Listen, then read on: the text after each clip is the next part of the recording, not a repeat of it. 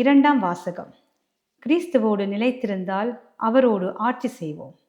திருத்தூதர் பவுல் தீமோத்தேயுவுக்கு எழுதிய 2ஆம் திருமுகத்திலிருந்து வாசகம். அன்புக்குரியவரே, தாவீதின் மரபில் வந்த இயேசு கிறிஸ்து இறந்து உயிர் பெற்று எழுந்தார் என்பதே என் நற்செய்தி. இதனை நினைவில் கொள்.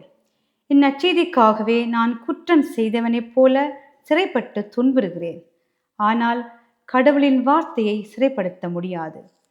தேர்ந்து கொள்ளப்பட்டவர்கள் மீட்பையும் அதனோடு இணைந்து என்றுமுள்ள மாட்சிமையையும் கிறிஸ்து இயேசு வழியாக அடையுமாறு அனைத்தையும் பொறுத்து கொள்கின்றேன். பின்வரும் கூற்று நம்பத்தகுந்தது. நாம் அவரோடு இறந்தால் அவரோடு வாழ்வோம். அவரோடு நிலைத்திருந்தால் அவரோடு ஆட்சி செய்வோம். நாம் அவரை மறுதலித்தால் அவர் நம்மை மறுதலிப்பார். நாம் நம்ப தகாதவரெனினும் அவர் நம்ப தகுந்தவர். ஏனெனில் தம்மையே மறுதலிக்க அவரால் இயலாது. இவற்றை நீ அவர்களுக்கு நினைவுறுத்து. இது ஆண்டவரின் அருள்வாக்கு.